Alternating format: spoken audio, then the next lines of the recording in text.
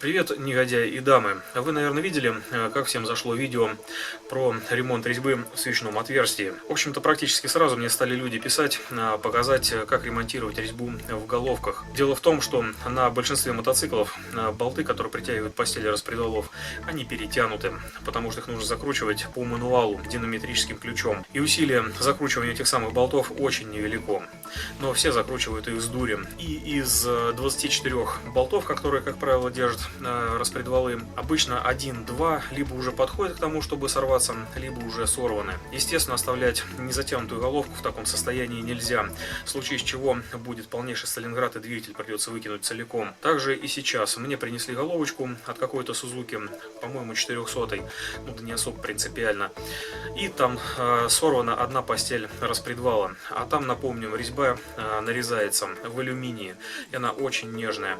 К тому же болтики, которые там используются, очень маленького диаметра, там что-то, по-моему, 6 мм диаметр болта. И часто так бывает, что даже если у вас резьба выдерживает, то не выдерживает болт, и он просто-напросто лопается. И хорошо, если лопается так, что можно постель распредвала снять и выкрутить его пассатижами, но бывает все гораздо хуже. Высверлить болт, который обломился за подлицо или ниже постели распредвалов в головке практически нереально, потому что металл очень твердый, а алюминий очень мягкий, сверло просто уходит в сторону. Сейчас разберем головку и посмотрим, что мы можем там сделать.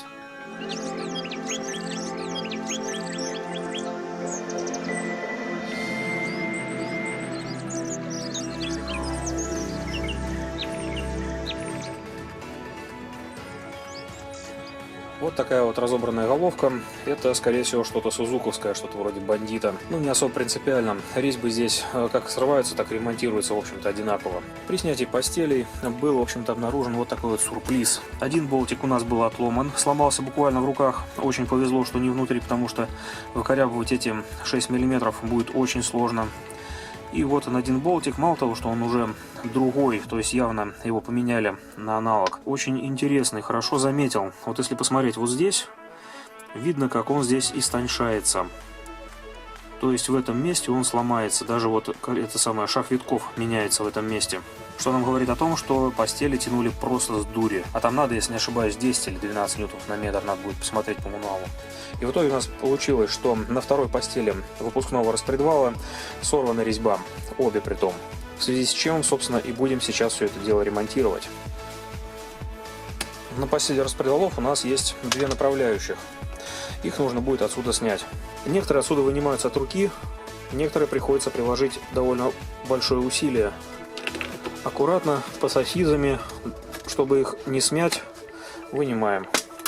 Видимо, остатки резьбы, но ее совсем мало, сорвано по всей длине. Сейчас наша задача сосверлить остатки старой резьбы, засунуть туда ремонтную резьбу, и уже можно будет ставить постели обратно. Для этих целей, как всегда, нам помогут братья наши меньшие китайские. Что же у нас здесь идет в наборе? Здесь у нас идет сверло, которым нужно убирать старые остатки от резьбы. Оно у нас идет на 6,2 мм. Потом у нас идет мячик на 6 мм шагом 1. Вот такое вот устройство для закручивания ремонтной резьбы. Вот с такой вот прорезью. В принципе, можно его сделать и самим. Но просто он идет в наборе, достаточно недорогой. Это у нас идет выламыватель, потому что на ремонтной резьбе там есть усик, который нужно отламывать. И идет вот такой вот ключик под внутренний шестигранник. Это для того, чтобы вот этот вот упор можно было перемещать, регулируя глубину, на которой закручивается резьба. Ну и, соответственно, небольшой наборчик ремонтных резьб. Это у нас ремонтные резьбы, которые ремонтируют резьбу, рассчитанную на 6-мм болт. Теперь, в первую очередь, нам нужно будет снять старую резьбу. Будем использовать сверло 6,2 мм. В идеале рассверливать это отверстие лучше на вертикально-сверлильном станке, для того, чтобы просверлить абсолютно вертикальное отверстие.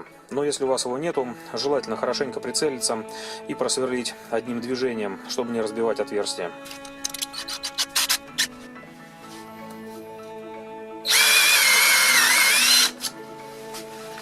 Все.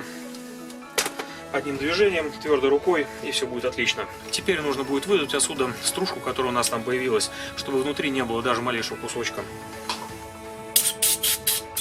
Вот так вот выглядит теперь у нас внутренняя поверхность со снятой старой резьбой. Теперь нам нужно взять мячик, который нашел в наборе, и нарезать резьбу. Мячик идет здесь один, поэтому режем за один проход. Хорошенько прицеливаемся. первым витком еще можно как-то корректировать наклон режущего инструмента. Потом уже, если вы промазали, будет все плохо. Режется достаточно легко, но время от времени нужно давать будет задний ход для того, чтобы срезать стружку, которая там образуется. И дорезаем резьбу до самого конца. Желательно этот мечик, который идет в наборе, не использовать нигде больше, как для ремонта вот этих вот резьб, которые идут у нас в мягком металле.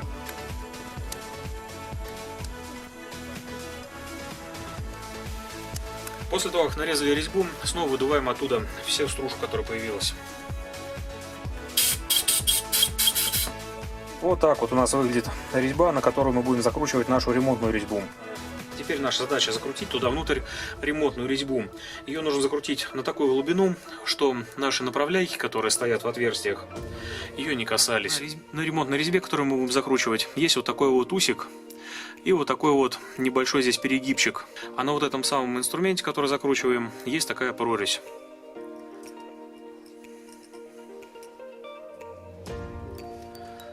Он у нас будет находиться вот так вот. После того, как мы закрутим, нужно будет взять и вот этот усик обломить. Как раз он обломится по вот этому сгибу. Чтобы обломить, нужно просто на него чем-нибудь надавить. В головке при закручивании ремонтной резьбы я резьбовой фиксатор не применяю. Он здесь и так держится намертво. Теперь мы берем, насаживаем и, аккуратно вставив, медленно начинаем закручивать. Получается как раз, что внешний диаметр нашей пружинки как раз получается по диаметру отверстия, с учетом того, что там нарезана резьба. И по той резьбе, которую мы нарезали, сейчас вот эти виточки входят. Поставили. Теперь, в общем-то, все эти работы проведем и со вторым отверстием. Вот теперь как выглядят наши ремонтные резьбы, которые мы закрутили внутрь. Как вы видите, усики все еще торчат. Теперь их нужно будет обломить. Ломать их можно чем угодно, но вот в наборе есть вот такая вот хренотень.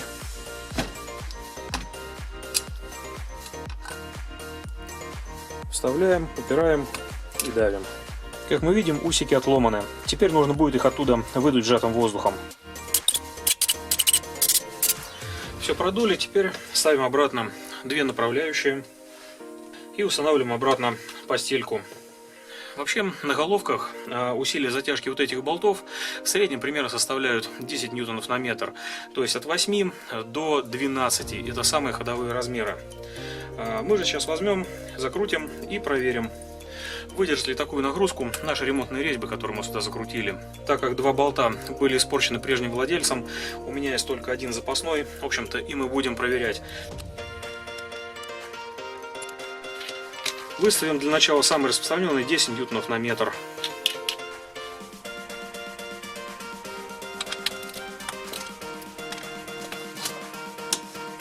Все, сработало. Вполне держит наша ремонтная резьба. А теперь давайте сделаем не 10, а 16 ньютонов на метр.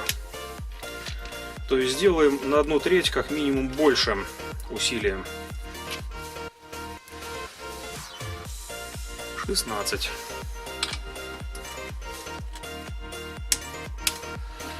Смотрите-ка, выдержала.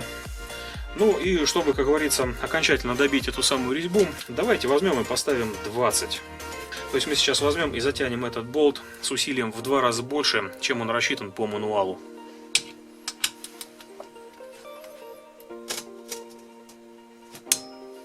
О, сработало. В общем-то, 20 ньютонов на метр.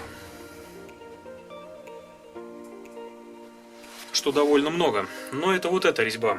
А теперь давайте проверим нашу вторую резьбу. Выдержит ли она такие же испытания.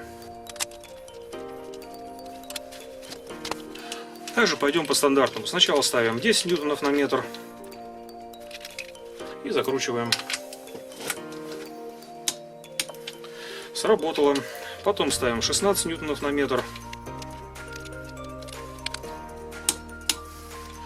Тоже сработало. Ну и теперь контрольный поставим 20 ньютонов на метр.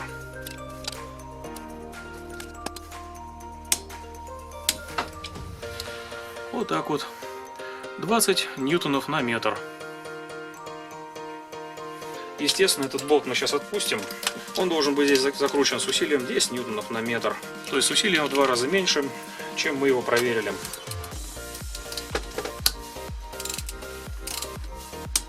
Вот так. Очень маленькое усилие. Все эти болты, как правило, перетянуты на 99% мотоциклов. Никто их не хочет закручивать, так как требует мануал динамометрическим ключом. Все, головочку мы починили. В общем-то, что хотела сказать по итогу. Вот эти самые наборчики очень сильно выручают. Головки ремонтировать приходится очень часто. И, как правило, опасения людей о том, что эта ремонтная резьба выскочит из того отверстия, которое мы сделали, в общем-то, оно не обосновано. Вы сами видели, мы превысили допустимый порог затягивания в 2 раза. Со своей стороны крайне рекомендую пользоваться вот этими штуками, потому что более легкого, дешевого и простого варианта, даже с минимальным количеством инструмента, вы в данный момент не найдете. А мотосервисы за эту работу берут достаточно много. Единственное требование: руки у вас должны расти хотя бы из боков. Хрен с ними, с плечами, но главное, что не из задницы. Вероятность ошибки в работе будет стоить очень дорого, потому что отремонтировать резьбу в головке после того, как вы там просверлили отверстие, следующий размер уже будет практически нереально. Там уже нужно будет либо заваривать это самое отверстие, которое вы там сделали, либо вставить уже футорку. Это отдельно точащаяся деталь на токарном станке. А как правило, металла, который находится вокруг этого отверстия, очень мало, там не особо развернешься. Можете взять и потренироваться, взять какой-нибудь кусок алюминия, прорезать резьбу туда на 6, закрутить болт, выкрутить и потом уже просто потренироваться, срезая старую резьбу и закручивая туда ремонтную резьбу. Потренировавшись пару раз, будете проводить все эти работы просто не глядя. Ну вот как-то так. Если было полезно и интересно, подписываемся на наш канал, ставим лайк. Дальше только интересней.